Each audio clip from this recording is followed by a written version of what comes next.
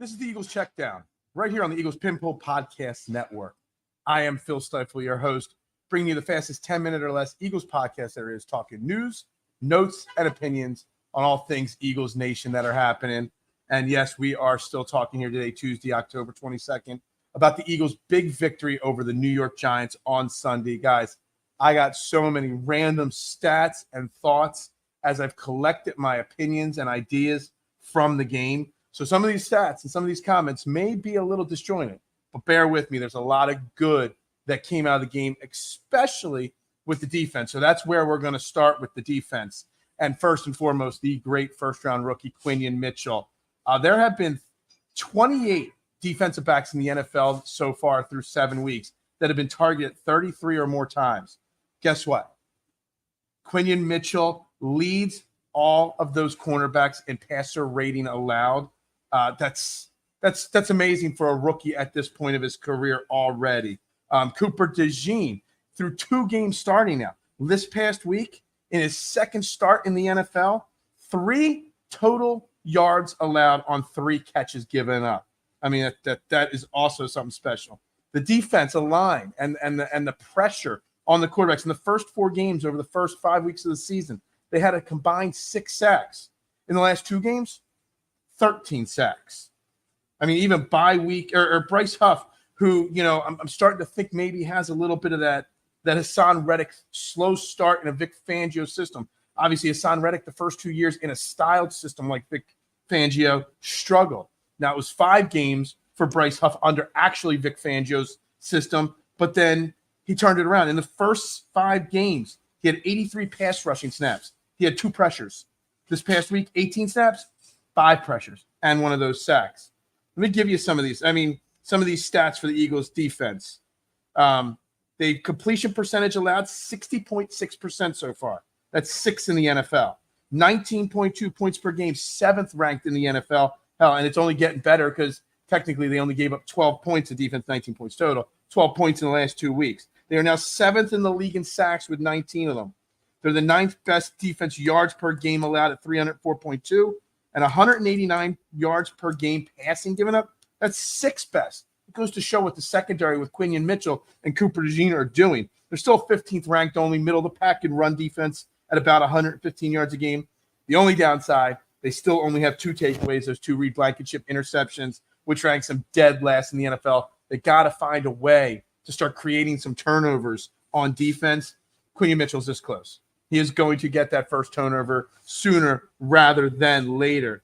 Couple other things, defensive pressures. Bryce Huff did have 5 pressures in the game. Jalen Carter had a couple. Nolan Smith had a couple. Something else that really stood out to me, something we've struggled with early this season, is missed tackles, especially from our cornerbacks and safeties. There were 0 logged missed tackles from our defensive backs against the Giants.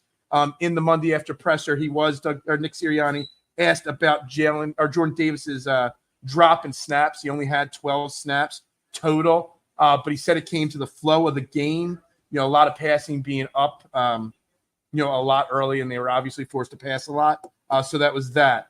Some positive stats on the offensive side of the game.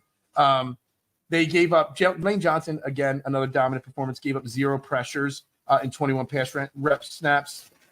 Fred Johnson did give up 4 pass pressures in pass protection. I do want to say he was asked about it by in his press conference by Ed Kratz, SI Now, friend of the Trending in the AM show, and he was asked about who the backup option is at left tackle, and he really gave no answer, pretty much stating that it is still Fred Johnson's job going forward to back up Jordan Mailata until he's back. Jalen Hurts had a 99 quarterback rating against the blitz, another turnover-free game, which is excellent to see. And the running game, obviously, Saquon Barkley had a great game. Kenny Gainwell had a great game.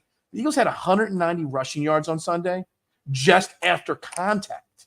I mean, that's something right there. I mean, the stats, when you look at the stats, the instant overreaction to the Eagles game, it's like, it's the Giants. It is what it is. You know, Jalen Hurts missed a couple passes here or there, a couple open receivers here or there. But when you really look at the stats, the game against the Giants, especially on the defense, was even more dominating than we really realized. It was something special when you dive deep into it. Again, Nick Sirianni spoke after the on Monday, as he always does, to the media. Not much really came out of it. He wasn't asked about Mekhi Becton's injury at all.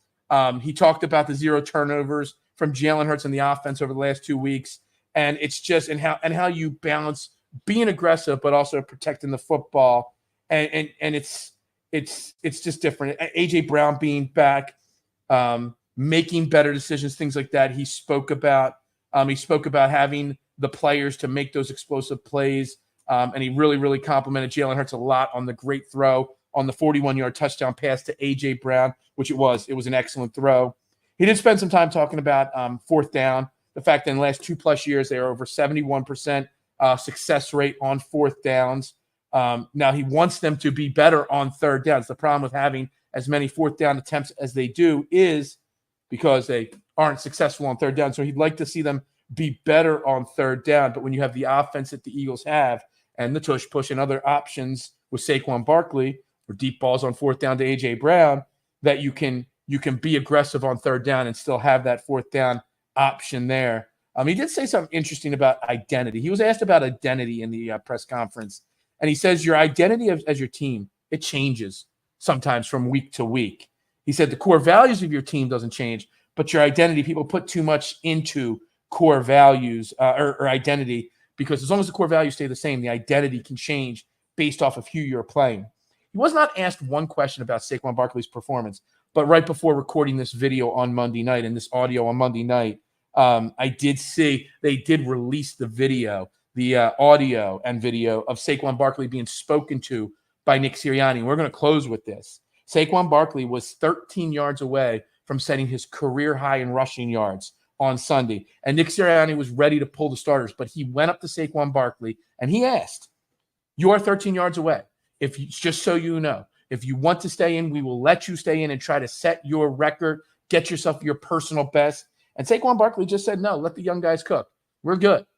And I think it's a lot deeper than people realize, because Saquon Barkley is not interested in individual stats, individual awards, anything individual.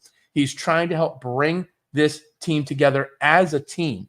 And his not worrying about individual accolades is something that this team that has had locker room issues in the past, that's been divided in the past, that the media has divided in the past. Saquon Barkley saying, "No, let the young guys go. Let them get their shot.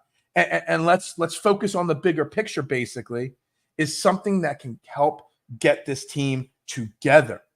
And I just love to see it. Now the goal is to pay it off, and let's get ourselves get Saquon Barkley a ring there. That's pretty much all I got, other than the fact that the Eagles are 2-0 now since moving Cooper DeJean into the starting slot quarterback position. Oh, and one other side note, the Eagles-Jaguars game, week 9. So next week's game against the Bengals was already bumped up from 4 o'clock to 1 o'clock.